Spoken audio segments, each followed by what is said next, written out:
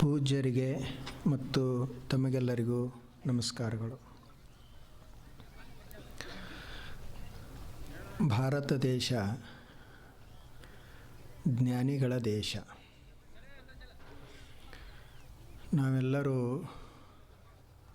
ಜ್ಞಾನವನ್ನು ಆರಾಧಿಸುವಂಥವರು. ಜಗತ್ತಿನಲ್ಲಿ ಎಲ್ಲ ದೇಶಗಳಲ್ಲಿ ಇನ್ನೂ ಕತ್ತಲೆ ಇರುವಾಗ ನಮ್ಮ ಈ ಭಾರತ ದೇಶದಲ್ಲಿ ಜ್ಞಾನ ಸೂರ್ಯ ಉದಿಸಿದ್ದ.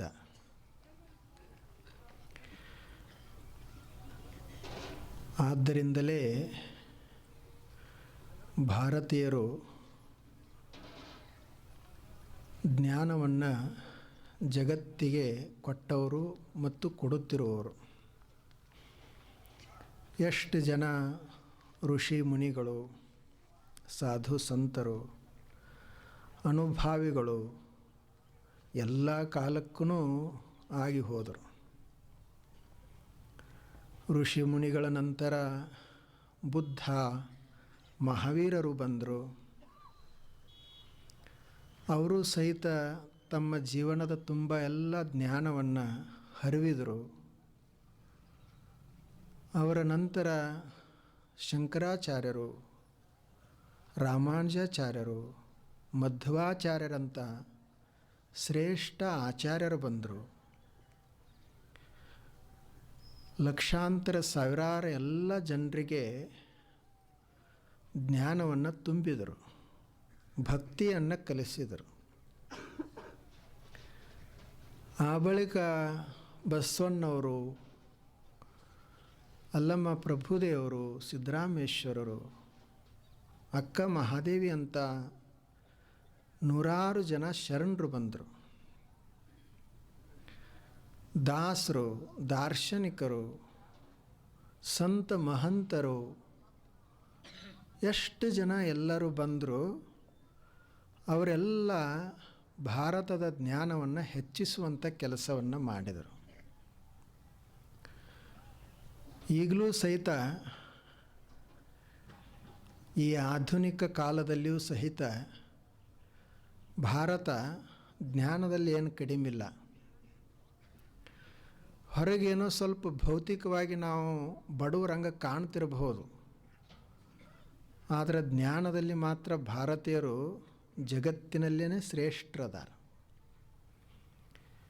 ಈಗಲೂ ಸಹಿತ ಜಗತ್ತಿಗೆ ಮಾರ್ಗದರ್ಶನ ಮಾಡುವಂಥ ಸಾಮರ್ಥ್ಯ ಭಾರತೀಯರಲ್ಲಿ ಅದ. ಆದ್ದರಿಂದ ಭಾರತೀಯರು ಜ್ಞಾನವನ್ನು ಪ್ರೀತಿಸುವರು. ಆ ಜ್ಞಾನ ನಮ್ಮ ಮನುಷ್ಯ ಜೀವನಕ್ಕೆ ಬಹಳ ಅವಶ್ಯಕ. 12ನೇ ಶತಮಾನದಲ್ಲಿ ಒಬ್ಬರು ಶರಣರಾಗಿ ಹೋದರು. ಅವರ ಹೆಸರು ಜೇಡರ ದಾಸಿಮಾರ್ಯರು. ಅವರು ಹೇಳ್ತಾರೆ, ದೇವರಿಗೆ ಕೇಳ್ಕೊಳ್ತಾರೆ. ಅವರು ನನಗೇನು ಕೊಡು ಅಂತ ಕೇಳ್ಕೊಂಡ್ರು ಅಂದ್ರೆ, ನೋಡ್ರಿ ಅವ್ರದ್ದು ಎಂಥದ್ದಿರಬೇಕು. ಅವರು ನೇಯುವಂಥ ಕೆಲಸ ಮಾಡುವವರು, ಬಟ್ಟೆ ನೇಯುವವರು. ಅವರೇನು ಶ್ರೀಮಂತರಿರಲಿಲ್ಲ, ಆದರೆ ಅವರಿಗೆ ಆ ಕಡೆ ಲಕ್ಷ್ಯ ಇರಲಿಲ್ಲ. ಅವರು ದೇವ್ರಿಗೆ ಏನು ಕೇಳ್ಕೊಂಡ್ರು ಅಂದ್ರೆ, ಕರಿಯ ನಿತ್ತಡೆ ವಲ್ಲೆ, ಶಿರಿಯ ನಿತ್ತಡೆ ವಲ್ಲೆ, ಹಿರಿದಪ್ಪ ರಾಜ್ಯವನ್ನಿತ್ತಡೆಯೂ ವಲ್ಲೆ, ನಿಮ್ಮ ಶರಣರ ಸೂಳ್ ನುಡಿ ಒಂದರೆಗಳಿಗೆ ಎತ್ತಡೆ, ನಿಮ್ಮನೇ ಇತ್ತೆ ಕಾಣ ರಾಮನಾಥ ಅಂತ ಹೇಳಿದರು. ನನಗೆ ಆನೆ ಕೊಟ್ಟರು ಬೇಡ, ಅಂಬಾರಿ ಇದ್ದರೂ ಬೇಡ, ನೀನು ರಾಜ್ಯವನ್ನು ಕೊಡ್ತನಂದ್ರೂ ಬೇಡ. ನನಗೆ ಏನು ಕೊಡು ಅಂತಂದರೆ ಶರಣರದ ಒಂದು ಸೂಳ್ ನುಡಿಯನ್ನು ಕೊಡುವ. ನೋಡ್ರಿ, ಆ ಒಂದು ಸೂಳ್ ನುಡಿ, ಒಂದು ವಚನ, ಒಂದು ಮಾತು ಎಷ್ಟು ಮಹತ್ವದದ. ಒಂದು ರಾಜ್ಯ ಒಂದು ಕಡೆ, ಒಂದು ಮಾತ ಒಂದು ಕಡೆ. ಆ ಒಂದು ಜ್ಞಾನದ ಮಾತಿಗೆ ಇಡೀ ಸಾಮ್ರಾಜ್ಯನೇ ಸಮ ಬರುವುದಿಲ್ಲ ಅಂತ ಅವರ ದೃಷ್ಟಿಯಲ್ಲಿ. ಇಡೀ ಸಂಪತ್ತೆಲ್ಲ ಒಂದು ಕಡೆ, ಈ ಜ್ಞಾನದ ಮಾತು ಒಂದು ಕಡೆ. ಅವರು ಕೊನೆಗೆ ನೀವು ಒಂದು ಜ್ಞಾನದ ಮಾತವನ್ನು ನಮಗೆ ಕೊಟ್ರಿ ಅಂದರೆ ಸ್ವತಃ ನೀವೇ ನಮಗೆ ಸಿಕ್ಕಂಗ, ದೇವರೇ ನಮಗೆ ಸಿಕ್ಕಂಗ ಅಂತ. ಒಂದು ಮಾತು ಮತ್ತು ದೇವರು ಇವು ಎರಡೂ ಬೇರೆ ಬೇರೆ ಅಲ್ಲ. ಆ ಮಾತೇ ನಮಗೆ ದೇವರನ್ನು ತೋರಿಸುತ್ತದೆ. ಅದಕ್ಕೆ ಆ ಮಾತುಗಳಿಗೇ ಮಂತ್ರ ಅಂತ ಕರೆದರು. ಮಹಾರಾಷ್ಟ್ರದಲ್ಲಿ ಅವುಗಳಿಗೆ ಅಭಂಗ ಅಂತ ಕರೆದರು. ಅವು ಭಂಗ ಇಲ್ಲ, ಅವುಗಳಲ್ಲಿ ಕೊರತೆ ಇಲ್ಲ. ಉಳಿದ ಎಲ್ಲ ವಸ್ತುಗಳು ಭಂಗ ಆಗಿ ಹೋಗ್ತಾವೆ, ಆದರೆ ಆ ಮಾತುಗಳು ಅಭಂಗ. ಅವು ಮನುಷ್ಯನ ಮನಸ್ಸನ್ನು ಬೆಳಗಿಸುವಂಥ ಕಾರ್ಯವನ್ನು ಮಾಡ್ತಾವೆ. ನೋಡ್ರಿ, ಈಗೊಂದು ಸಣ್ಣ ದೀಪ ಎಷ್ಟು ದೊಡ್ಡ ಕೆಲಸ ಮಾಡ್ತದೆ. ಎಷ್ಟು ವರ್ಷದ ಕತ್ಲಿ ತುಂಬಿರಲಿ, ಎಂಥ ದೊಡ್ಡ ಕಗ್ಗತ್ತಲೆ ಅಮಾವಾಸ್ಯೆ ಕತ್ಲಿನ ಇರಲಿ, ಆದರೆ ಒಂದು ಸಣ್ಣ ದೀಪ ಹಚ್ಚಿದ್ದೀವಿ ಅಂದರೆ ಕತ್ತಲಿ ತನ್ನಿಂದ ತಾನೇ ದೂರ ಆಗ್ತದೆ. ಕತ್ತಲೆಯನ್ನು ಕಳಿಬೇಕಂತ ಹೇಳಿ ಏನು ಪ್ರಯತ್ನ ಮಾಡಿದ್ರೂ ಏನು ಕತ್ತಲೆ ಹೋಗೋದಿಲ್ಲ. ಆದರೆ ದೀಪ ಹಚ್ಚಿದ ಮಾತ್ರಕ್ಕೆ ಕತ್ತಲೆ ಅಲ್ಲಿ ನಿಲ್ಲುವುದನ್ನೇ ಇಲ್ಲ. ಹಾಗೆ ನಮ್ಮ ಮನಸ್ಸಿನಲ್ಲಿ ಅಜ್ಞಾನ ಅನ್ನುವಂಥ ಕತ್ತಲೆ ತುಂಬೇದಲ್ಲ, ಆ ಕತ್ತಲೆಯನ್ನು ತೆಗಿಬೇಕಾದ್ರೆ ಏನು ಬೇರೆ ಹೊರಗಿನ ಪ್ರಯತ್ನ ಮಾಡಿದ್ರೆ ಅದು ಹೋಗೋದಿಲ್ಲ. ಅಲ್ಲಿ ಒಂದು ಜ್ಞಾನದ ಮಾತನ್ನುವಂಥ ಜ್ಯೋತಿಯನ್ನು ಹೊತ್ತಿಸಬೇಕಾಗ್ಯದ. ಯಾವಾಗ ಅದು ಬೆಳಗಲಿಕ್ಕೆ ಶುರು ಮಾಡ್ತದೆ ಆವಾಗ ಅಲ್ಲಿ ಅಜ್ಞಾನ ಉಳಿಯುವುದಿಲ್ಲ. ಅದಕ್ಕೆ ಮಾತೆಂಬುದು ಜ್ಯೋತಿರ್ಲಿಂಗ ಅಂತ ಶರಣರು ಹೇಳಿದರು. ಮಾತದು ಸಾಮಾನ್ಯ ಅಲ್ಲ, ಜ್ಯೋತಿರ್ಲಿಂಗ. ಹೆಂಗೆ ಜ್ಯೋತಿರ್ಲಿಂಗಗಳದಾವಲ್ಲ, ಹಾಗೆ ಮಾತನ್ನುವುದನ್ನೇ ಒಂದು ಜ್ಯೋತಿರ್ಲಿಂಗ. ಹೇಗೆ ಜ್ಯೋತಿರ್ಲಿಂಗಗಳ ದರ್ಶನ ಮಾಡಿದ್ರೆ ಪುಣ್ಯ ಸಿಗ್ತೈತಿ ಅಂತ ಹೇಳ್ತೀವಲ್ಲ, ಎಲ್ಲ ಪಾಪ ಹೋಗ್ತದ ಪುಣ್ಯ ದೊರೀತದ ಅಂತ ಹೇಳ್ತೀವಲ್ಲ, ನಿಜವಾದ ಜ್ಯೋತಿರ್ಲಿಂಗ ಅಂದರೆ ಯಾವುದು ಅಂದ್ರೆ ಈಗೇನು ನಾವು ಶರಣರ, ಸಂತರ, ಮುನಿಗಳ, ದಾಸರ ಮಾತುಗಳನ್ನು ಕೇಳ್ತೀವಲ್ಲ, ಇದೇ ಜ್ಯೋತಿರ್ದರ್ಶನ, ಜ್ಯೋತಿರ್ಲಿಂಗ ದರ್ಶನ ಅಂತ. ಅದಕ್ಕೆ ಅವರು ಅಷ್ಟು ಮಹತ್ವವನ್ನು ಕೊಟ್ಟರು. ಆ ಮಾತುಗಳು ಎಷ್ಟು ಮಹತ್ವದ ಅದಾವ. ಅದಕ್ಕೆ ಸುಭಾಷಿತಕಾರರು ಸಹಿತ ಹೇಳಿದರು, ನೋಡು ಮನುಷ್ಯನಿಗೆ ಏನು ಬೇಕು ಜೀವನದೊಳಗೆ, ಅವನ ಜೀವನ ಏನಿದ್ರೆ ಶ್ರೀಮಂತ ಆಗ್ತದ ಅಂತ ಹೇಳ್ತಾರ ಅವರು. ಏನೂ ಬಹಳ ಬೇಕಾಗುವುದಿಲ್ಲ. ಏನಿರ್ಬೇಕಂತ, ಈ ಭೂಮಿ ಮೇಲೆ ಅವು 3 ರತ್ನಗಳದಾವು.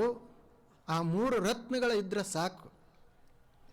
ಅವು ಯಾವುವು ಅಂತಂದ್ರೆ, ಪೃಥಿವ್ಯಾಂ 3 ರತ್ನಾನಿ, ಜಲಮನ್ನಂ ಸುಭಾಷಿತಂ, ಮೂಢೈಃ ಪಾಷಾಣಖಂಡೇಷು ರತ್ನ ಸಂಜ್ಞಾ ವಿಧೀಯತೆ.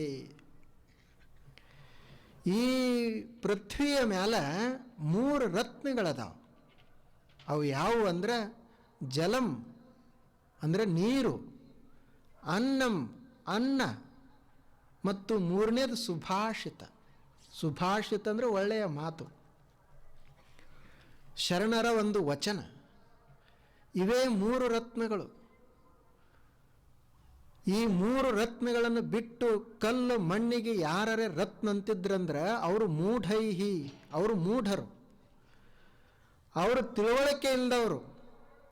ಪಾಷಾಣಖಂಡೇಶು, ಕಲ್ಲಿಗೆ ರತ್ನ ಅಂತಾರ, ಧಾತುವಿಗೆ ರತ್ನ ಅಂತಾರ ಅವರು, ಆದರೆ ಅದು ರತ್ನ ಅಲ್ಲ.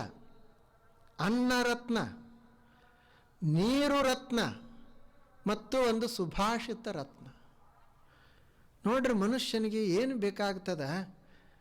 ಸ್ವಲ್ಪ ಹಸಿದ ಹೊಟ್ಟಿಗೆ ಅನ್ನ, ನೀರಡಿಸಿದಂಥ ಮನುಷ್ಯನಿಗೆ ಒಂದು ಕಪ್ ನೀರ, ಮತ್ತು ತಲೆಯನ್ನು ತಣ್ಣಗಿರಾಕ ಒಂದು ಚಲೋ ಅಂತದ ಮಾತಿದ್ರೆ ಸಾಕು. ಇಷ್ಟೇ ಬೇಕಾಗ್ತದೆ ಮನುಷ್ಯನಿಗೆ, ಬಹಳ ಬೇಕಿಲ್ಲ. ನಾವೆಲ್ಲರೂ ಮಾಡೋದು ಎದಕ್ಕೆ? ಇದು ಹೊಟ್ಟೆಗಾಗೇನೆ. ಎಲ್ಲರೂ ಮಾಡೋದು ಹೊಟ್ಟೆಗಾಗಿ, ಗೇನು ಬಟ್ಟೆಗಾಗಿ. ಇಷ್ಟೆಲ್ಲ ಗಳಿಸೋದು ಎದಕ್ಕೆ? ಹೊಟ್ಟೆಗಾಗಿ, ಗೇನು ಬಟ್ಟೆಗಾಗಿ. ಆ ಹೊಟ್ಟೆಗೆ ಒಂದಿಷ್ಟು ಚಲೋ ಅಂತಾದ ಅನ್ನ ಮತ್ತು ನೀರಡಿಕೆ ಆದಾಗ ಚಲೋ ಅಂತ ಕುಡಿಲಿಕ್ಕೆ ಶುದ್ಧವಾದಂಥ ನೀರು, ಆನಂತರ ನಮ್ಮ ವಿಚಾರಗಳನ್ನು, ನಮ್ಮ ತಲೆಯನ್ನು ತಣ್ಣಗಿರಲಿಕ್ಕೆ ಒಂದು ಒಳ್ಳೆಯ ಮಾತು, ಇಷ್ಟಿದ್ರೆ ಸಾಕು ನಮ್ಮ ಜೀವನ ಸಾರ್ಥಕ ಆಗ್ತೈತಿ ಎಂದು. ಪೃಥಿವ್ಯಾಂ ತ್ರೀಣಿ ರತ್ನಾನಿ ಜಲಮನ್ನಂ ಸುಭಾಷಿತಂ ಮೂಢೈಃ ಪಾಷಾಣಖಂಡೇಷು ರತ್ನ ಸಂಜ್ಞಾ ವಿಧೀಯತೆ. ಅದ ಮಾತಿಗೆ ಎಷ್ಟು ಅವರು ಮಹತ್ವ ಕೊಟ್ಟರು. ಈ ನಮ್ಮ ಜೀವನ ಅದಲ್ಲ, ಈ ಜೀವನದೊಳಗೆ ಏರಿಳಿತಗಳು ಬಹಳಷ್ಟು ಬರ್ತಾವೆ. ಇದು ಇದ್ದಂಗೆ ಹಿಂಗೆ ಇರೋದನ್ನ ಇಲ್ಲ. ಇಂಥ ಜೀವನದಲ್ಲಿ ಸಮಾಧಾನವನ್ನು ಅನುಭವಿಸಬೇಕಾಗಿತ್ತಂದ್ರೆ ಜ್ಞಾನಿಗಳ ಮಾತುಗಳು ಬೇಕು. ಎಷ್ಟು ಏರಿಳಿತಗಳು ಬರ್ತಾವೆ ಜೀವನದೊಳಗೆ. ನೋಡ್ರಿ, ಮೊನ್ನೊಬ್ಬ ಹೆಣ್ಮಗಳು, ಬಹಳ ಪ್ರಸಿದ್ಧ ಹೆಣ್ಮಗಳಾಕೆ, ಆಕೆದು ನಾಳೆ ಮದುವೆ ಆಗುವುದಿತ್ತು. ಇವತ್ತೆಲ್ಲ ರಾತ್ರಿ ಕಾರ್ಯಕ್ರಮ ನಡೆದದ. ಇಡೀ ದೇಶದ ಎಲ್ಲ ದೊಡ್ಡ ದೊಡ್ಡ ಜನ ಆಕೆಗೆ ಶುಭಾಶಯ ಹೇಳ್ತಾ ಇದ್ದಾರೆ. ನಾಳೆ ಅಕ್ಷತಾ ಆಗುವುದದ, ಅದರ ನಿರೀಕ್ಷೆಯಲ್ಲಿ ಎಲ್ಲರೂ ಅದಾರ. ಎಲ್ಲ ತಯಾರಿ ಆಗ್ಯದ. ಇವತ್ತು ರಾತ್ರಿ ಕಾರ್ಯಕ್ರಮ ನಡೆದದ. ಯಾವ ಹೆಣ್ಮಗಳದು ಮದುವೆ ಅದ, ಆ ಹೆಣ್ಮಗಳಿಗೆ ಅಕ್ಕಿ ಕಾಳು ಹಾಕುವಂಥ ಆ ಮಗಳ ತಂದೆಗೇ ಹಾರ್ಟದು ಸಮಸ್ಯೆ ಶುರುವಾಯಿತು. ಇಲ್ಲಿ ಕಾರ್ಯಕ್ರಮ ನಡೆದದ, ಅವನಿಗೆ ಹಾರ್ಟ ಸಮಸ್ಯೆ, ಹಾಸ್ಪಿಟಲ್ಗೆ ಅಡ್ಮಿಟ್ ಮಾಡಿದರು. ಇನ್ನೇನು ಒಂದು ಸ್ವಲ್ಪ ಗುಣ ಆಗ್ತದ ಅಂತ ಮಾಡೋದು ವಿಚಾರ ಮಾಡೋದ್ರಾಗನೇ ಮರುದಿವಸನೇ ಆ ಹೆಣ್ಮಗಳು ಯಾರು ನನ್ನ ಮದುವೆ ಆಗುವವಳಿದ್ದಳು, ಆತ ಇನ್ನೊಬ್ಬರ ಜೋಡಿ ಸಂಬಂಧ, ಅದು ಎಲ್ಲ ಮೀಡಿಯಾದಲ್ಲಿ ವೈರಲ್. ನಾಳೆ ನಡಿಬೇಕಾಗಿರುವಂಥ ಮದುವೆನೇ ಮುರಿದು ಹೋಯಿತು. ಅವರೇನೊಂದು ಕನಸಿನ ಗೋಪುರವನ್ನು ಕಟ್ಟಿಕೊಂಡಿದ್ರು, ಎಲ್ಲ ಬಿದ್ದು ಹೋಯ್ತು. ಹಿಂಗೆ ಎಷ್ಟು ಜನರಿಗೆ ಆಗೋದಿಲ್ಲ. ಮತ್ತು ಏನಪ್ಪ ಇದು, ನಾವು ಪಾಪ ಮಾಡ್ತೀವಿ, ಏನೋ ನಮ್ಮ ಕರ್ಮ, ನಮಗಷ್ಟೇ ಸಾಮಾನ್ಯ ಜನರಿಗೆ ಅಷ್ಟೇ ಆಗ್ತದ ಅಂತಲ್ಲ. ಯಾರ್ಯಾರು ದೇವರಂತ ಹೇಳ್ಕೊಂಡಾರಲ್ಲ, ಯಾರ್ಯಾರಿಗೆ ನಾವು ಮಹಾತ್ಮರಂತ ಕರಿತೀವಲ್ಲ, ಅವ್ರಿಗೆ ಹಿಂಗೆ ಇರೋದು ಜೀವನದಾಗ ಏರಿಳಿತಗಳು. ನಾವು ಯಾರನ್ನ ಪೂಜಿಸ್ತೀವಿ, ರಾಮನನ್ನ, ಕೃಷ್ಣನನ್ನ, ಅವ್ರ ಜೀವನದಾಗರೆ ಎಷ್ಟು ಏರಿಳಿತಗಳು. ರಾಮಂದು ನಾಳೆ ಪಟ್ಟಾಭಿಷೇಕ ಆಗುವುದದ. ಆತ ರಾಜನಾಗುವವದಾನ. ಅಯೋಧ್ಯೆ ಎಲ್ಲ ಶೃಂಗಾರಗೊಂಡದ. ಆ ಸಮಯಕ್ಕೆ ಅವನಿಗೆ ಕರೆಸಿ ದಶರಥ ಮಹಾರಾಜ, ನೀನು 14 ವರ್ಷ ವನವಾಸಕ್ಕೆ ಹೋಗಬೇಕು ಅಂತ ಕೇಳ್ಕೊಂಡಾಗ ಹೆಂಗಾಗಿರ್ಬೇಕು ಅವನಿಗೆ. ನೋಡ್ರಿ, ಎಂಥ ತಿರುವುಗಳು ಬರ್ತಾವೆ ಜೀವನದಲ್ಲಿ. ಇಂಥ ಜೀವನ ಹೀಗೆ ಇರುವುದಿದು. ನಾವೇನು ಇಟ್ಕೊಂಡಿವಿ, ನಾವು ಗಳಿಸಿರುವಂಥ ಸಂಪತ್ತ ಹಿಂಗೇ ಇರಬೇಕು, ನಾವು ಪಡೆದಿರುವಂಥ ಗೌರವ ಯಾವಾಗಲೂ ಹಾಗೇ ಇರಬೇಕು. ಹಂಗಿಲ್ಲ ಅದು. ಈಗ ಹೆಂಗೆ ದೇಹಕ್ಕೆ ಬಾಲ್ಯ ಅದ, ಯೌವನ ಅದ ಮತ್ತು ತಾರುಣ್ಯ ಆ ಬಳಿಕ ವೃದ್ಧಾಪ್ಯ, ಒಂದು ದಿವಸ ನಾಶ. ಹೆಂಗದ ಅಲ್ಲ, ಹಂಗೆ ನಾವು ಗಳಿಸಿರುವಂಥ ಸಂಪತ್ತಿಗೂ ಬಾಲ್ಯ ಅದ, ಯೌವನ ಅದ, ಅದಕ್ಕೂ ಮುಪ್ಪು ಬರ್ತದೆ, ಒಂದು ದಿವಸ ನಾಶ ಆಗ್ತದೆ.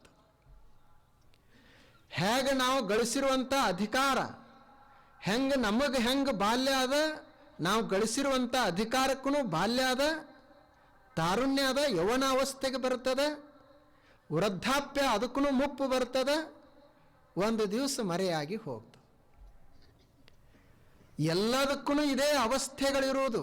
ಬರೀ ನಮ್ಮ ದೇಹಕ್ಕಷ್ಟೇ ಅಲ್ಲ. ಮತ್ತು ಪ್ರಕೃತಿಯಲ್ಲಿನೂ ಹೆಂಗದ ನೋಡ್ರಿ, ಪ್ರಕೃತಿ ಅದು 3 ಕಾಲಗಳನ್ನು ಇಟ್ಟದ. ಈಗ ಚಳಿಗಾಲ ಅದ, ಬೇಸಿಗೆ ಕಾಲ ಬರ್ತದ, ಮಳೆಗಾಲ ಅದ. ಬರೀ ಚಳಿಗಿನ ಇರುವುದಿಲ್ಲ, ಬರೀ ಬಿಸಿಲೇ ಇರುವುದಿಲ್ಲ, ಮತ್ತು ಬರೀ ಮಳೆನ ಇರುವುದಿಲ್ಲ. ಹಂಗೆ ನಮ್ಮ ಜೀವನದೊಳಗೂ ಇವೇ ಪ್ರಕೃತಿವೇ ಇರ್ತಾವೆ ಕೆಲಸ. ನಾವು ಪ್ರಕೃತಿಯಲ್ಲೇ ಮಧ್ಯದಾಗನೇ ಇರುವುದಲ್ಲ. ಭಾಳ ಒಂದಿಷ್ಟು ಹಣ ಬಂತಂದರೆ ಈಗ ಮಳೆಗಾಲದ ಅಂತ ತಿಳ್ಕೊಳ್ಳೋದು. ಎಲ್ಲ ಹೋಗಿ ಏನೂ ಉಳಿಲಿಲ್ಲ, ಬಂದದ್ದು ಹೋಯ್ತು, ಜನರು ಹೋದರು ಅಂದರೆ ಏನು ತಿಳ್ಕೋಬೇಕು, ಈಗ ಬೇಸಿಗೆ ಕಾಲ ಐತಿ, ಮುಂದೆ ಮಳೆಗಾಲ ಬರ್ತೈತೆ ಅಂತ ಇಟ್ಕೊಳ್ಳೋದು. ಆ ಬಳಿಕ ಚಳಿಗಾಲದಾಗ ಸ್ವಲ್ಪ ಇರ್ತದ, ಸ್ವಲ್ಪ ಹೋಗಿರ್ತದ. ಇವು 3 ಕಾಲಗಳು ಇರುವುದೇನೆ. ಇಂಥ ಜೀವನದಲ್ಲಿ ನಾವು ಚೆಂದಾಗಿ ಇರಬೇಕಾಗಿತ್ತಂದ್ರೆ ನಾವು ಒಳ್ಳೆಯವರ ಮಾತುಗಳನ್ನು ಸ್ವಲ್ಪ ತಲೆಯೊಳಗೆ ಇಟ್ಕೊಳ್ಬೇಕಾಗ್ತದೆ. ಮನುಷ್ಯ ಕೇಳ್ತಾನೆ, ನಾವು ಯಾಕೆ ಸೋಲ್ತೀವಿ ಅಂತ, ಯಾಕೆ ನಮಗೆ ಹಾನಿ ಆಗ್ತದ. ಅವಾಗ ಒಬ್ಬರು ಮಹಾತ್ಮರು ಹೇಳಿದರು, ಆತ ಈತ ಮಹಾತ್ಮರಿಗೆ ಭೇಟಿಯಾಗಿ ಕೇಳ್ತಿದ್ದ, ನಾನು ಏನೂ ತಪ್ಪ ಮಾಡಿಲ್ಲ, ನನ್ನಲ್ಲಿ ಎಲ್ಲ ಸಾಮರ್ಥ್ಯ ಅದ, ಆದರೂ ನಾನು ಯಾಕೆ ಸೋಲ್ತೀನಿ ಅಂತ, ನನಗೆ ಯಾಕೆ ಹಾನಿ ಆಗ್ತದ, ನಾ ಅಷ್ಟು ಹುಷಾರದನಿ, ಆದರೂ ನನಗೆ ಯಾಕೆ ಹಾನಿ ಆಗ್ತದ. ಅವಾಗ ಅವರು ಮಹಾತ್ಮರು ಹೇಳಿದರು, ನೋಡು, ಈ ಜೀವನ ಅದಲ್ಲ, ಇದೊಂದು ಆಟ ಇದ್ದಂಗೆ. ಈಗ ನೀವು ಹೊರಗಡೆ ಆಟ ನೋಡ್ತೀಯಲ್ಲ, ಯಾವ ಆಟಗಾರರೇ ಯಾವಾಗಲೂ ಗೆದ್ದಾನೇನು? ಆಟ ಅಂದರೆ ಗೆಲುವು ಸೋಲು. ಯಾರೇ ಆಡಲಿ, ಒಂದು ಸಲ ಸೋಲ್ತಾನೆ, ಇನ್ನೊಂದು ಸಲ ಗೆಲ್ತಾನೆ. ಹಾಗೆ ಈ ಜೀವನ ಅನ್ನುವಂಥ ಆಟದಲ್ಲಿನೂ ಒಮ್ಮೆ ಸೋಲು, ಒಮ್ಮೆ ಗೆಲುವು. ಅದು ನಮ್ಮ ದೋಷದಿಂದ ಸೋತೀವಂತಲ್ಲ, ಈ ಆಟದ ನಿಯಮನ ಹಂಗದ. ಎಷ್ಟೋ ಸಲ ನಮಗೆ ಗೊತ್ತಿರ್ತದೆ ಇದನ್ನು ಮಾಡಬಾರ್ದಂತ ತಿಳಿದು, ಆದರೂ ಅದನ್ನು ಮಾಡ್ತೀವಿ. ಯಾಕೆಂದ್ರೆ ಹಂಗೆ ಪ್ರಕೃತಿ ನಿಯಮನೇ ಅದ. ಅವಾಗ ನಮ್ಮನ್ನು ಅದು ಸೋಲಿಸ್ಬೇಕಂತ ಯೋಚನೆ ಮಾಡ್ಯದ. ಆ ಪ್ರಕೃತಿಯ ನಿಯಮನೇ ಹಾಗದ. ನಾವು ಈ ಜೀವನ ಅನ್ನೋದನ್ನು ಆಟ ಅಂತ ತಿಳ್ಕೊಳ್ಬೇಕು. ಈ ಸಲ ನಾವು ಮತ್ತೆ ಸೋತೀವಿ, ಮತ್ತೆ ಗೆಲ್ತೀವಿ, ಗೆದ್ದವ್ರು ಮತ್ತೊಂದಿಷ್ಟು ಸೋಲ್ತಾರ ಅಂತ ತಲೆಯಾಗಿರಬೇಕು. ಅದನ್ನು ನಾವು ಕಲಿತುಕೊಳ್ಬೇಕಾಗ್ತದೆ. ಇಂಥ ಮಾತುಗಳನ್ನೆಲ್ಲ ಜ್ಞಾನಿಗಳು ಹೇಳಿದರು. ಅವರಿಗೆ ನಾವು ಗುರುಗಳು, ಜ್ಞಾನಿಗಳು, ಮಹಾತ್ಮರಂತ ಕರೆಯೋದು. ಅವರು ನಮ್ಮನ್ನು ಪರಿವರ್ತನೆ ಮಾಡ್ತಾರೆ. ಅವರ ಮಾತುಗಳು ನಮ್ಮ ಜೀವನವನ್ನು ಬದಲಾಯಿಸ್ತಾವೆ. ಬೇರೆ ಯಾರು ಬದಲಾಯಿಸುವುದಿಲ್ಲ, ನಾವು ಬದಲಾಗಬೇಕಾಗ್ಯದ. ನಾವು ಬದಲಾಗಲಾರ್ದ ಬೇರೆ ಏನೂ ಆಗುವುದಿಲ್ಲ. ಈಗ ನೀವು ಯಾರ ಹತ್ತಿರ ಕೇಳಕ್ಕೆ ಹೋಗ್ತೀರಿ, ಮನೆಯೊಳಗೆ ಮಕ್ಕಳು ದೊಡ್ಡವಾಗಿರ್ತಾವ, ಮದುವೆ ಆಗ್ತಿರೋದಿಲ್ಲ, ಮಕ್ಕಳು ಬಹಳ ಕಲ್ತಿರ್ತಾರೆ, ನೌಕರಿ ಆಗೋದಿಲ್ಲ, ಏನೋ ವ್ಯಾಪಾರ ಮಾಡ್ತೀವಿ, ವ್ಯಾಪಾರದಾಗ ಬರೀ ನುಕ್ಸಾನನೇ ಆಗ್ತಿರ್ತದೆ. ಹೀಗಾದಾಗ ಶಾನ್ಯಾರ ಹತ್ತಿರ ಕೇಳಲಿಕ್ಕೆ ಹೋಗೋಣಂತ ಹೋಗ್ತಾರೆ. ಅವ್ರು ಏನು ಹೇಳ್ತಾರೆ, ನೋಡಪ್ಪ ನಿನಗೀಗ ಗುರುಬಲ ಇಲ್ಲ, ಈಗ ಸ್ವಲ್ಪ ಶನಿ ಕಾಡಾಟ ಐತಿ ಅಂತ ಹೇಳ್ತಾರೆ. ಅವಾಗ ನೀವು ಏನು ಕೇಳ್ತೀರಿ, ಆಯ್ತು ರೀ ನಮಗೀಗ ಗುರು ಬಲ ಇಲ್ಲ, ಶನಿ ಕಾಡಾಟ ಐತಿ, ಮತ್ತು ಅದಕ್ಕೆ ಏನು ಮಾಡಬೇಕು? ಶನಿ ಕಾಡಾಟ ಐತಿ ಅಂದರೆ ಏನು ಶನಿ ಹತ್ತಿರ ಹೋಗು, ನನಗೆ ಅದಕ್ಕೆ ಕಾಡಾಕತ್ತಿದೆ ಅಂತ ಕೇಳಾಕ? ಗುರು ಬಲ ಇಲ್ಲ ಅಂದರೆ ಗುರುವಿನ ಹತ್ತಿರ ಹೋಗೋದದೇನು, ಯಾಕಪ್ಪ ನನಗೆ ನೀ ಬಲ ಕೊಡ್ತಾ ಇಲ್ಲ ಅಂಥೇಳಿ ಅವರೇ ಕಾಡಾಟ ಹೇಳೋರು ಏನಂತಾರ, ನೋಡು ಜಪ ಮಾಡು, ಸ್ವಲ್ಪ ದಿವಸ ಶಾಂತಿ ಇರು, ಸ್ವಲ್ಪ ದಿವಸ ಯಾರಿಗೂ ಏನೂ ಅನ್ನಕ್ಕೆ ಹೋಗಬೇಡ, ಹಿಂಗೆ ತೀರ್ಥ ಕ್ಷೇತ್ರಕ್ಕೆ ಹೋಗಿ ಬಾ, ಆ ಬಳಿಕ ಸ್ವಲ್ಪ ದಿನದಾಗ ಚಲೋ ಆಗ್ತೈತಿ ಅಂತಾರೆ. ಅಂದರೆ ಏನಾಯ್ತ ಇದರ ಅರ್ಥ? ಜಪ ಮಾಡೋದು ಯಾರು? ನಾವೇ ಮಾಡಬೇಕಲ್ಲ. ಸುಧಾರಣೆ ಯಾರಲ್ಲಿ ಆಯಿತು? ಗುರುನಲ್ಲಿ ಆಗಲಿಲ್ಲ, ನಮ್ಮಲ್ಲಿ ಸುಧಾರಣೆ ಆಯ್ತಲ್ಲ. ಶನಿಯಲ್ಲಿ ನಾವು ಏನು ಶನಿಗೇನು ಮಾಡಲಿಲ್ಲ, ನಾವು ಬದಲು ಮಾಡ್ಕೊಂಡಿವಿ. ಮಾತಾಡೋದು ಕಡಿಮೆ ಮಾಡಿದೀವಿ, ಭಾಳ ಚಿಂತೆ ಮಾಡೋದು ಕಡಿಮೆ ಮಾಡಿದೀವಿ, ತಣ್ಣಗೆ ಶಾಂತ ಉಳಿದೀವಿ, ದೇವಸ್ಥಾನಕ್ಕೆ ಹೋದೀವಿ, ಮಂತ್ರ ಮಾಡಿದೀವಿ, ಜಪ ಮಾಡಿದೀವಿ. ಯಾರಿಗೆ ಮಾಡಿದ್ವಿ? ನಮಗೇ ಮಾಡ್ಕೊಂಡಿವಿ. ಅಂದರೆ ಇದು ಏನು ತೋರಿಸ್ತಂದ್ರೆ, you will change, world will be change. ನೀವು ಬದಲಾದ್ರಿ ಅಂದ್ರೆ ಜಗತ್ತು ಬದಲಾಗ್ತದ. ನಾವು ಬದಲಾದೀವಿ ಅಂದರೆ ಜಗತ್ತು ಬದಲಾಗ್ತದ. ನಮ್ಮನ್ನು ಬದಲು ಮಾಡುವಂಥ ಕೆಲಸ ಜ್ಞಾನಿಗಳು ಅವರ ಮಾತುಗಳು ಮಾಡ್ತಾವೆ. ನಾವು ಸುಮ್ಮನೆ ಹೊರಗೆ ಹುಡ್ಕಾಡ್ಕೊಂತ ಹೋಗ್ತೀವಿ, ಎಲ್ಲೋ ಸಮಸ್ಯೆ ಅಲ್ಲಿ ಐತಿ, ನಮಗೆ ಸುಖ ಅಲ್ಲಿ ಸಿಗ್ತದ ಅಂತ ಹೇಳಿ ನಾವು ಹುಡ್ಕಾಡ್ತಾ ಹೋಗ್ತೀವಿ. ಅದು ಒಂದು ಕಸ್ತೂರಿ ಮೃಗ, ಕವಿಯ ಒಂದು ಕಲ್ಪನೆ ಅದ, ಹೆಂಗೆ ಕಾಮಧೇನು ಅಂತದಲ್ಲ, ಹಂಗೊಂದು ಕಸ್ತೂರಿ ಮೃಗ. ಕಸ್ತೂರಿ ಭಾಳ ಸುವಾಸಿತ ಇರ್ತದ. ಅದು ಹೀಗ ಕಸ್ತೂರಿ ಮೃಗ ಹೊಂಟಿತು ಅಂದರೆ ಎಲ್ಲ ಕಡೆ ವಾಸನೆ ಬರ್ತದ. ಅವಾಗ ಈ ಕಸ್ತೂರಿ ಮೃಗ ವಾಸನೆ ಎಲ್ಲಿಂದ ಬರ್ತದ ಆ ಕಡೆ ಹೋಗ್ಲಿಕ್ಕೆ ಶುರು ಮಾಡ್ತದ. ಆ ಕಡೆ ಹೋಗ್ತದ, ಅಲ್ಲಿಯೂ ವಾಸನೆ, ಈ ಕಡೆ ಹೋಗ್ತದ, ಅಲ್ಲಿಯೂ ವಾಸನೆ. ಎಲ್ಲರೇ ಐತಿ ನೋಡ್ಬೇಕಂತ ಹೊರಡ್ತದ, ಹುಡುಕಾಡ್ತದ, ವಾಸನೆಯ ಸ್ಥಳನ ಅದಕ್ಕೆ ಸಿಗುವುದಿಲ್ಲ. ಅವಾಗ ಅದು ಏನಪ್ಪ ಇದು ಎಲ್ಲಿಂದರೆ ಬರ್ತದಂತ ಯೋಚಿಸ್ತದ. ಅದು ಎಲ್ಲಿಂದ ಬರ್ತಿರ್ತದ ಅಂದ್ರೆ ಬೇರೆ ಹೊರಗಿನಿಂದ ಬರೋದಿಲ್ಲ. ಕಸ್ತೂರಿ ಆ ಮೃಗದ ನಾಭಿಯಿಂದ, ಹೊಕ್ಕಳದಿಂದನೇ ಬರ್ತಿರ್ತದ. ಅದಕ್ಕೆ ಕಸ್ತೂರಿ ಮೃಗ ಅಂತ ಕರೀತಾರೆ. ಹೊರಗಿಲ್ಲ, ಅದು ಸುವಾಸನೆ ಹೊರಗಡೆ ಇಲ್ಲ, ಕಸ್ತೂರಿ ಹೊರಗಡೆ ಇಲ್ಲ, ನಮ್ಮ ಒಳಗಡೆನೇ ಅದ. ಹೇಗೆ ಆ ಜಿಂಕೆ ಮೃಗದಲ್ಲಿ ನಾಭಿಯಲ್ಲೇ ಕಸ್ತೂರಿ ಅದ, ಹಾಗೆ ನೆಮ್ಮದಿ ಅನ್ನೋದು, ಶಾಂತಿ ಅನ್ನೋದು ಹೊರಗಡೆ ಇಲ್ಲ, ನಮ್ಮ ಒಳಗಡೆನೇ ಅದ. ಸುಮ್ಮನೆ ನಾವು ಹೊರಗಡೆ ಹುಡುಕಾಡ್ತಾ ಇದೆ. ನಾವು ಬದಲಾಗಬೇಕು, ನಮ್ಮಲ್ಲೇ ನಾವು ಹುಡುಕಾಡಬೇಕು. ಮತ್ತು ಏನದ ಅಂತಂದರೆ, ಏನರೇ ನಮಗೆ ತೊಂದರೆ ಆಯಿತು, ಹಾಳಾದೀವಿ ಅಂದರೆ ಬೇರೆಯವರ ನಮ್ಮನ್ನು ಹಾಳು ಮಾಡ್ತಾರಂತ ನಾವು ತಲೆ ಹಾಕ್ಕೊಳ್ಬಾರ್ದು. ಬೇರೆ ಅವರು ಮಾಡೋದಿಲ್ಲ. ಅದು ಕಟ್ಟಿಗೆಗೆ ಕಾವು ಮೂಲ ಅಂತ ಹೇಳ್ತಾರೆ. ಈಗಿನ ಕಟ್ಟಿಗೆ ಕಡಿಯೋರೆಲ್ಲರೂ ಮಷೀನ್ಲೆ ಕಟ್ಟಿಗೆ ಕಡಿತಾರೆ. ಆದರೆ ಅವಾಗ ಒಂದು ಗಿಡ ಕಡಿಬೇಕಾದ್ರೆ ಎದರಿಂದ ಕಡಿತಿದ್ರು? ಕೊಡ್ಲಿಲ್ಲೇ ಕಡಿತಾರೆ. ಆ ಕೊಡ್ಲೇನು ಒಂದು ಮುಂದೆ ಇರ್ತದಲ್ಲ, ಅದರಲ್ಲಿ ಒಂದರಲ್ಲೇನೂ ಕಡಿಯೋದಿಲ್ಲ. ಆ ಕೊಡ್ಲಿಗೆ ಒಂದು ಕಾವು ಹಾಕಿರ್ತಾರೆ. ಆ ಕಾವ ಇತ್ತಂದ್ರೇ ಅದು ಗಿಡ ಕಡ್ಲಿಕ್ಕೆ ಬರ್ತದೆ.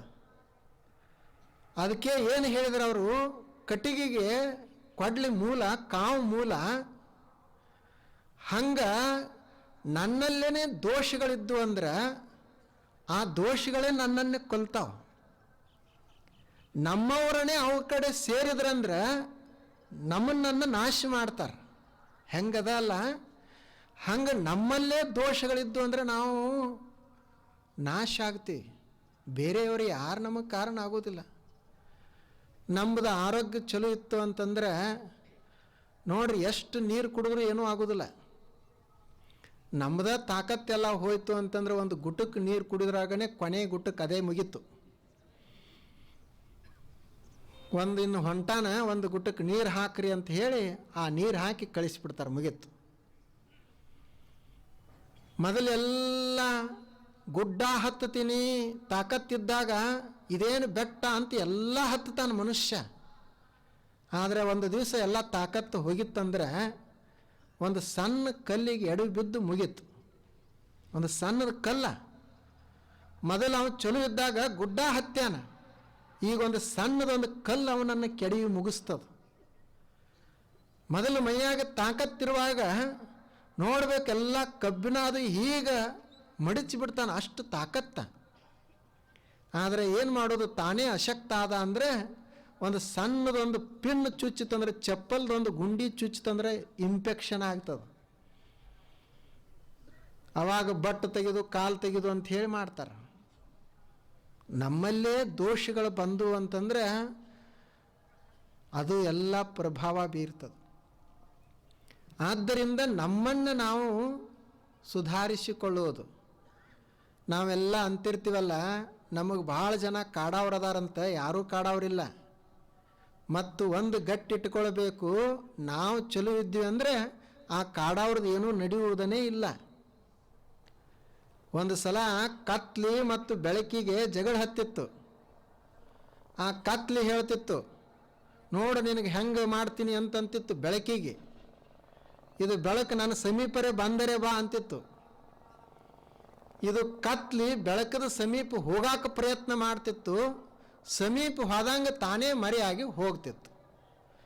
ಹಾಗ ಒಳ್ಳೆಯವರಿಗೆ ಕೆಟ್ಟವರು ಎಷ್ಟೋ ದೊಡ್ಡವರಿರಲಿ, ನಾವು ಚಲೋ ಇದ್ದೀವಿ ಅಂದರೆ ನಮ್ಮ ಸಮೀಪ ಅವ್ರು ಬಂದ್ರಂದ್ರೆ ಅವರ ಮರೆಯಾಗಿ ಹೋಗ್ಬೇಕು. ನಮಗೇನಾಗುವುದಿಲ್ಲ.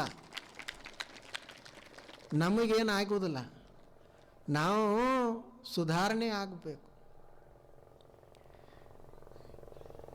ಹೊರಗಿಂದೆಲ್ಲ ಇರಲಿ ಅದು.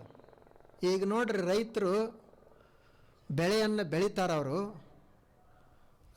ನಮ್ಮ ರೈತರೆಲ್ಲ ಅವರು ತತ್ವಜ್ಞಾನಿಗಳೇ. ಅವರು ಬಹಳ ಅದ್ಭುತ ತತ್ವಜ್ಞಾನ ಕಲ್ತಿರ್ತಾರೆ.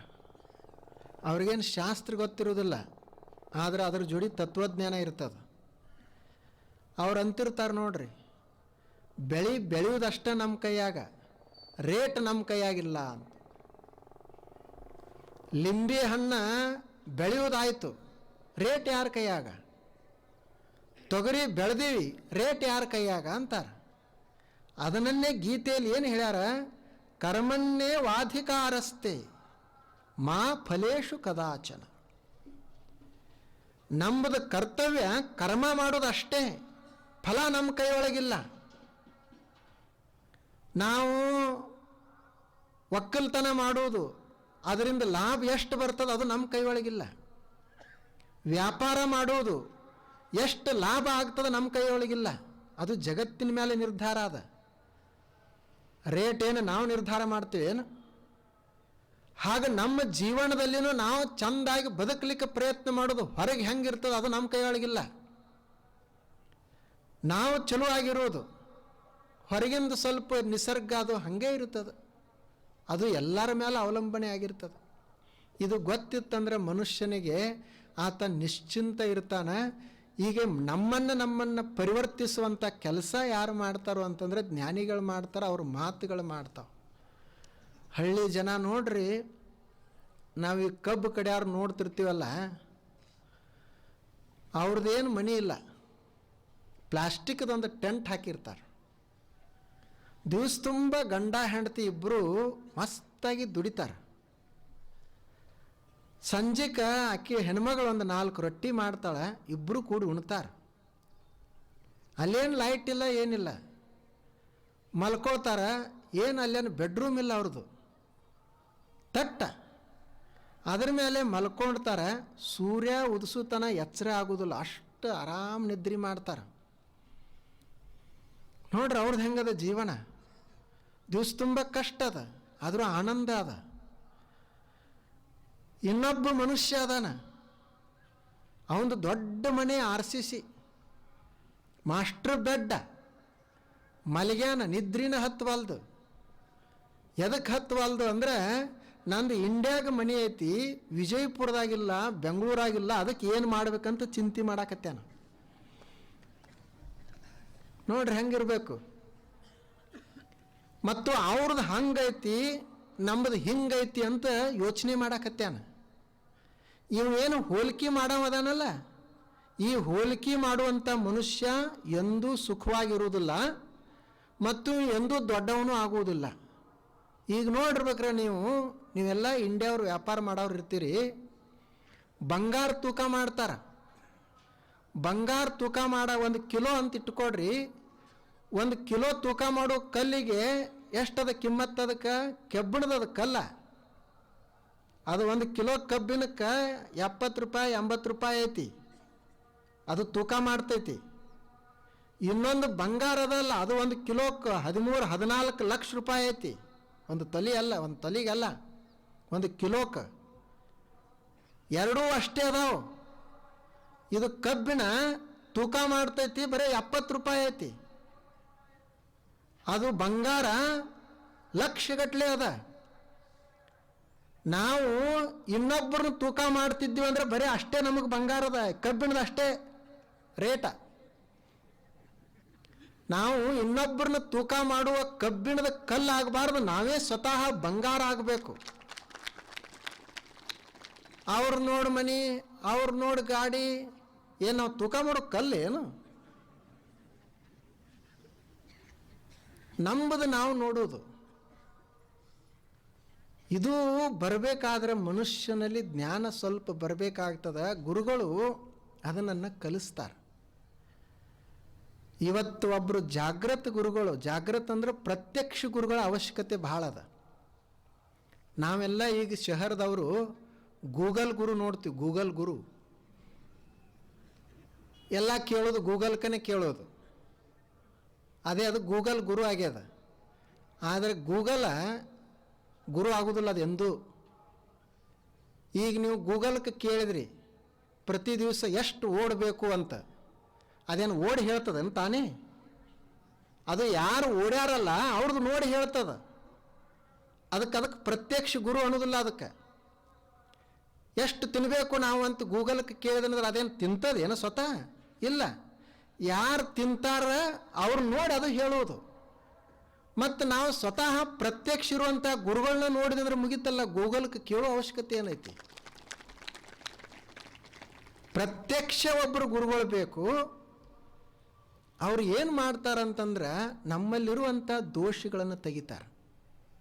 ಈಗ ಇಲ್ಲೊಂದು ದೀಪ ಹಚ್ಚಿಟ್ಟಾರ, ಅದಕ್ಕೆ ಎಣ್ಣೆ ಹಾಕಿ ಬತ್ತಿ ಇಟ್ಟು ಅದನ್ನು ಬೆಳಗುವಂಗೆ ಮಾಡ್ಯಾರ. ಬೆಳಗ್ತಾ ಅದ, ಅದು ಚೆಂದಾಗಿ ಬೆಳಗಬೇಕು. ಅದು ಯಾವಾಗ ಸ್ವಲ್ಪ ಬೆಳಗೋದು ಕಡಿಮೆ ಮಾಡ್ತೈತಿ ಅಂದ್ರೆ ಆ ದೀಪದ ಎಣ್ಣೆಯಾಗ ನೀರು ಹಾಕಿದ್ವಿ ಅಂದ್ರೆ ಬೆಳಗೋದಿಲ್ಲ ಸರಿಯಾಗಿ. ಸ್ವಲ್ಪ ನೀರು ಸೇರಿತಂದ್ರೆ ಹತ್ತೋದು ಆರೋದು ಮಾಡ್ತದ, ಸಪ್ಪಳು ಮಾಡ್ತೈತಿ. ಬರೀ ನೀರು ಕೂಡಿತಂದ್ರೆ ಹಂಗೆ ನಮ್ಮದೊಂದು ಇದೊಂದು ಜ್ಯೋತಿ ಅದ, ಜೀವ ಜ್ಯೋತಿ. ಮನಸ್ಸು ಅನ್ನೋದು ಎಣ್ಣೆ ಅದ. ಈ ಎಣ್ಣೆ ಒಳಗೆ ಜೀವ ಜ್ಯೋತಿ ಬೆಳಗ್ತಾ ಅದಲ್ಲ, ಇದರ ಒಳಗೆ ದೋಷದ ಎಣ್ಣೆ ಕೂಡಿತಂದ್ರೆ, ನೀರು ಕೂಡಿತಂದ್ರೆ, ಕಾಮ ಕ್ರೋಧ ಲೋಭ ಆಸೆಗಳು ಇದರೊಳಗೆ ಕೂಡಿದ್ವು ಅಂದ್ರೆ ಜೀವ ಜ್ಯೋತಿ ಢಾಳಾಗಿ ಬೆಳಗುವುದಿಲ್ಲ.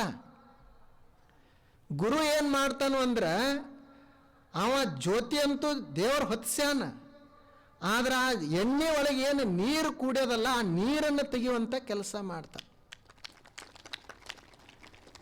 ನೀರು ಕೂಡಿತಂದ್ರೆ ದೀಪ ಹೆಂಗೆ ಬೆಳಗುವುದಿಲ್ಲ, ಹಂಗೆ ನಮ್ಮ ಮನಸ್ಸಿನೊಳಗೆ ದೋಷಗಳು ಕೂಡ್ಕೊಂಡು ಅಂದ್ರೆ ಜೀವ ಜ್ಯೋತಿನೂ ಢಾಳಾಗಿ ಬೆಳೆಯೋದಿಲ್ಲ. ಅದಕ್ಕೆ ಅಂತಿರ್ತಾರೆ ನೋಡ್ರಿ, ನನ್ನ ಜೀವಕ್ಕೆ ಸಮಾಧಾನನೇ ಇಲ್ಲ ಅಂತ. ಹೆಂಗೆ ಸಮಾಧಾನ ಇರ್ತದ? ದೋಷಗಳು ಕೂಡ್ಯಾವು. ಎಣ್ಣೆಳಗೆ ನೀರು ಕೂಡಿದಂಗೆ ಮನಸ್ಸಿನಾಗ ದೋಷಗಳು ಕೂಡ್ಯಾವ, ಹೆಂಗೆ ಸಮಾಧಾನ ಇರ್ತದೆ? ಯಾವಾಗ ಜೀವ ಜ್ಯೋತಿ ಶಾಂತಿ ಇರ್ತದಂದ್ರೆ ಅದು ದೋಷಗಳಿಂದ ಮುಕ್ತ ಆದಾಗ. ಗುರುಗಳು ಅದನ್ನು ಮಾಡ್ತಾರೆ. ಮತ್ತು ಗುರುಗಳು ಏನು ಮಾಡ್ತಾರೆ? ನಮ್ಮ ಮನಸ್ಸನ್ನು ಎತ್ತರಿಸುವಂಥ ಕೆಲಸ ಮಾಡ್ತಾರೆ. ನಾವು ಎಷ್ಟು ಈ ಭೂಮಂಡಲದ ಸಮೀಪ ಇರ್ತೀವಿ, ಅವಾಗ ಈ ಎಲ್ಲ ವಸ್ತುಗಳು ದೊಡ್ಡವಾಗಿ ಕಾಣ್ತಾವೆ. ಅದೇ ನಾವು ಸ್ವಲ್ಪ ಆಕಾಶದೊಳಗೆ ಮ್ಯಾಲೆ ಹೋದಿವಿ ಅಂದ್ರೆ, ನೀವು ವಿಮಾನದಾಗ ಅದು ಹೊರಟಾಗ ನೋಡ್ರಿ, ನಿಮ್ಮದು ಮನೆ ಹೊಲ ಎಲ್ಲ ದೊಡ್ಡ ದೊಡ್ಡ ಕಟ್ಟಡ ಸಣ್ಣ ಕಾಣ್ತಾವೆ. ಕೆಳಗೆ ಬಂದ್ರಂದ್ರೆ ದೊಡ್ಡ ಮನೆ, 100 ಅಂತಸ್ತದ ಮನೆ ಸಹಿತ ಆಕಾಶದೊಳಗೆ ಇಷ್ಟೇ ಸಣ್ಣದು ಕಾಣ್ತದೆ. ಹಂಗೆ ನಮ್ಮ ಮನಸ್ಸು ಬರೀ ಇಲ್ಲೇ ಕೆಳಗನೆ ಇತ್ತು ಅಂದ್ರೆ ಸಣ್ಣ ಸಣ್ಣ ಸಂಗತಿಗಳನ್ನೇ ದೊಡ್ಡವಾಗಿ ಕಾಣ್ತಾವೆ.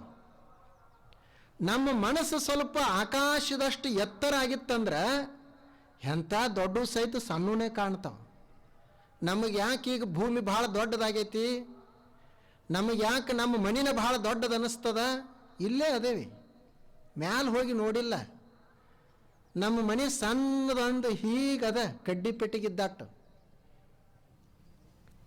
ಹಾಗೆ ನಮ್ಮ ಮನಸ್ಸನ್ನು ಎತ್ತರಿಸುವಂಥ ಕೆಲಸ ಗುರುಗಳು ಮಾಡ್ತಾರೆ.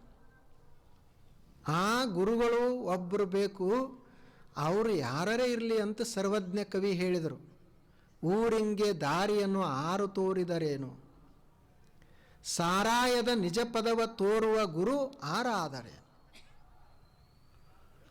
ನಾವು ಊರಿಗೆ ಹೊರಟಿದ್ದೀವಿ ಅಂದರೆ ನಮಗೊಂದು ದಾರಿ ಬೇಕಾಗಿರ್ತದೆ. ಆ ದಾರಿ ತೋರಿಸೋರು ಯಾರಿದ್ರೆ ಏನು, ಅವ್ರ ಹೆಣ್ಮಕ್ಳರೇ ಇರಲಿ, ಪುರುಷರೇ ಇರಲಿ, ಬಡವರೇ ಇರಲಿ, ಶ್ರೀಮಂತರೇ ಇರಲಿ, ನಮಗೇನು ಮಾಡೋದು ತೊಗೊಂಡು? ನಮಗೇನು ಬೇಕಾಗ್ಯದ? ದಾರಿ ಬೇಕಾಗ್ಯದ. ಇಲ್ಲಿಂದ ಈ ದಾರಿ ಎಲ್ಲಿ ಹೋಗ್ತದೆ ಅಂತ ಕೇಳಿದ ಅಷ್ಟೇ ನಮಗೆ ಸಾಕು. ಹಾಗೆ ಊರಿಂಗೆ ದಾರಿಯನ್ನು ತೋರುವ ಗುರು ಯಾರಾದರೇನು, ಸಾರಾಯದ ನಿಜ ಪದವ ತೋರುವ ಗುರು ಯಾರಾದರೇನು. ಆ ಗುರು ನಮಗೆ ಇಂಥವನ ಬೇಕು ಅಂಥವನ ಬೇಕು ಅಂತ ಹಿಂಗೇಲಿ ಅದ. ಗುರು ಅಂದರೆ ಬರೀ ಬೆಳಕ. ಗುರು ಅಂದ್ರೆ ಮತ್ತೇನೂ ಅಲ್ಲ, ಬರೀ ಬೆಳಕ.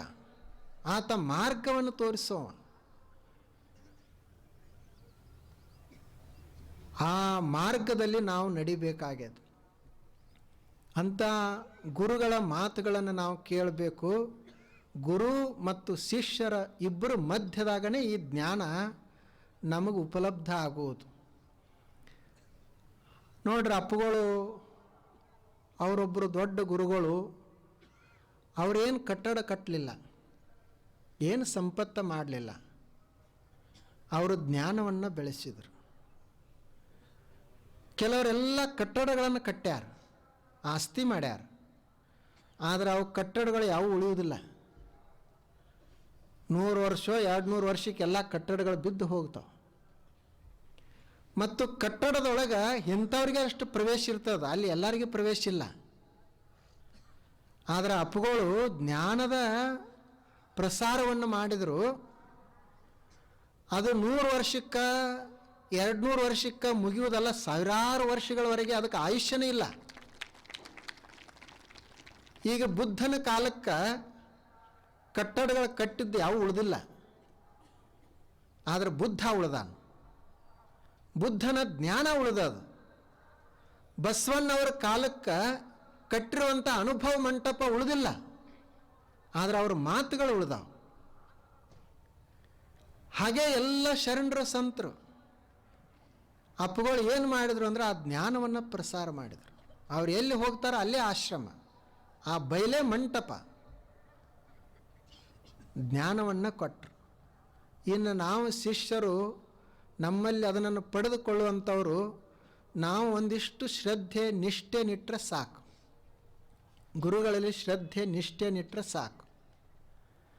12ನೇ ಶತಮಾನದಾಗ ಒಬ್ಬರು ಉರ್ಲಿಂಗ ದೇವರು ಅಂತ ಆಗಿ ಹೋದರು.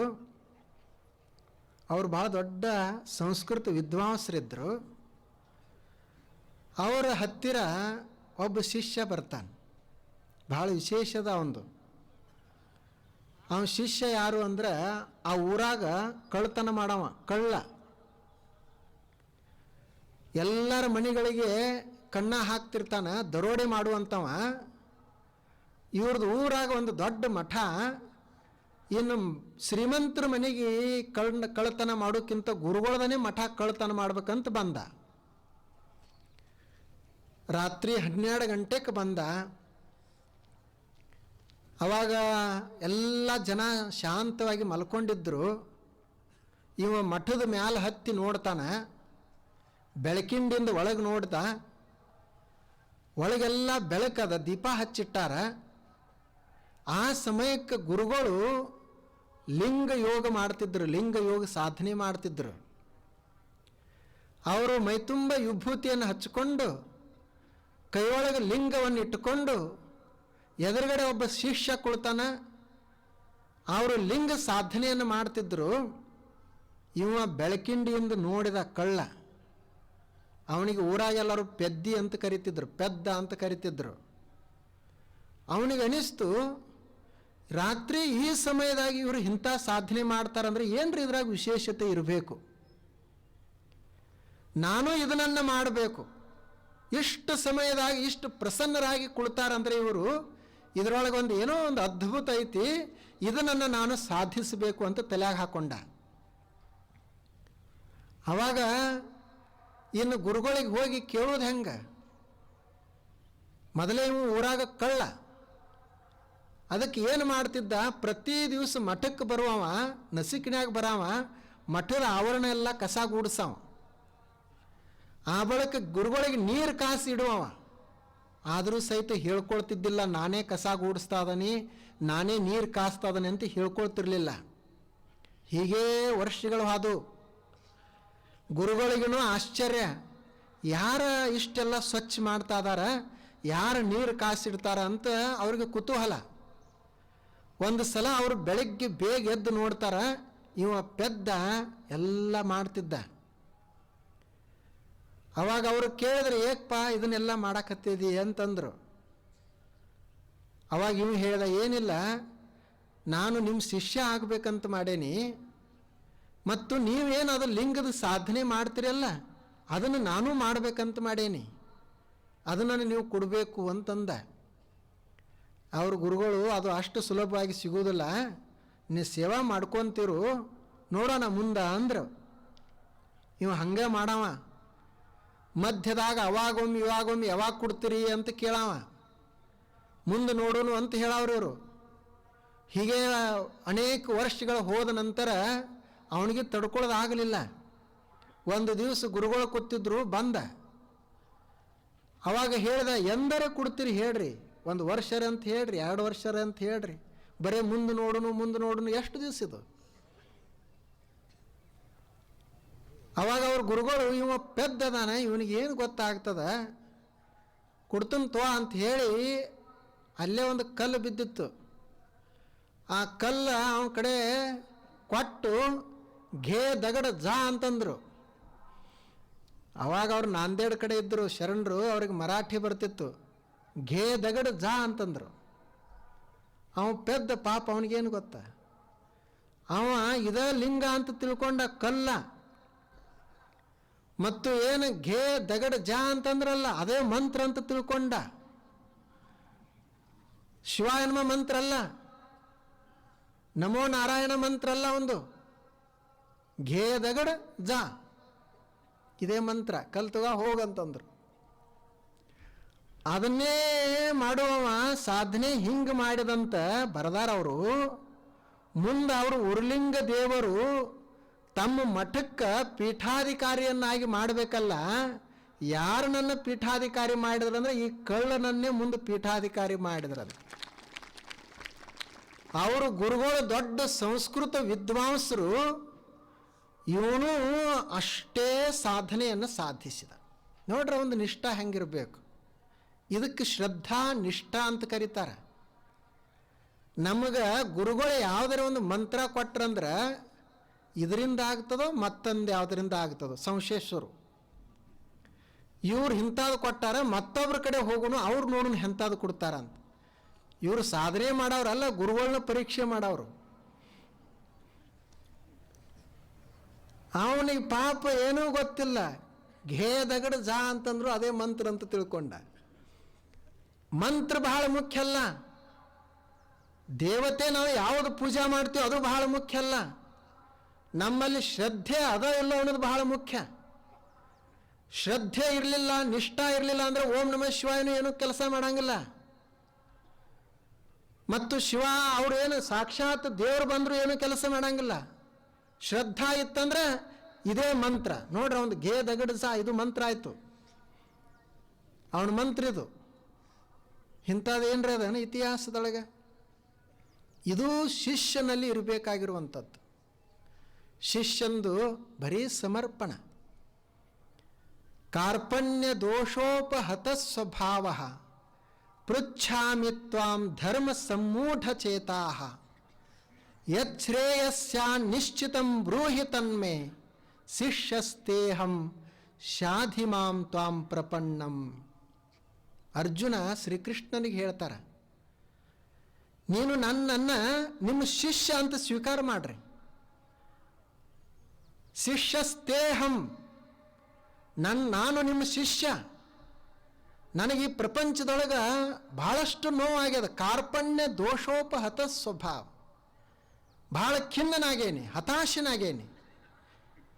ಈಗ ನೀವೇ ನನಗೆ ಶ್ರೇಯಸ್ಸನ್ನು ತೋರಿಸಬೇಕು, ನಿಮಗೆ ಗೊತ್ತದ ಯಾವುದು ಒಳ್ಳೆಯದು ಯಾವುದು ಕೆಟ್ಟದ್ದು ಅಂತ. ಆದ್ದರಿಂದ ನೀವು ನನ್ನನ್ನು ಶಿಷ್ಯನನ್ನಾಗಿ ಸ್ವೀಕರಿಸ್ರಿ ಅಂತ ಸಮರ್ಪಣನಾದ. ಅವಾಗ ಕೃಷ್ಣ ಎಲ್ಲ ಹೇಳಲಿಕ್ಕೆ ಶುರು ಮಾಡಿದ. ಶಿಷ್ಯನ ಲಕ್ಷಣ ಏನು ಅಂದರೆ ಇದು ಮುಖ್ಯವಾದದ್ದು, ಸಮರ್ಪಣ. ಮತ್ತು ಅದರ ಜೊತೆಗೆ ಆತ ಎಂದೂ ಸೋಲನ್ನು ಒಪ್ಪಿಕೊಳ್ಬಾರದು.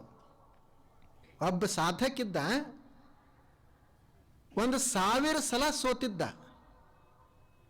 ಯಶಸ್ವಿ ಆಗಿರಲಿಲ್ಲ, ಕೈ ಕಟ್ಕೊಂಡು ಕುಳಿತಿದ್ದ. ಅವಾಗ ಒಬ್ಬರು ಭೇಟಿ ಆದರು, ಏನಾಯ್ತಪ್ಪ ಹಿಂಗೆ ಕೂತದೆ ಅಂದ್ರೆ, ಏನು ಮಾಡೋದ್ರಿ, ಇಂಥದ್ದೊಂದು ಕೆಲಸ ಮಾಡ್ತಿದ್ದೆ, ಈಗ 1000 ಸಲ ಸೋತನಿ ಆದರೂ ಯಶಸ್ವಿ ಆಗಿಲ್ಲ, ಏನು ಮಾಡೋದು ಅಂತಂದ. ಅವಾಗ ಅವ್ರು ಹೇಳಿದರು, ನೀ ಈಗ ಕೈ ಕಟ್ಟಿಕೊಂಡು ಕುಳಿತೆ ಅಂದ್ರೆ ಸೋತಾವ ಆಗ್ತಿ.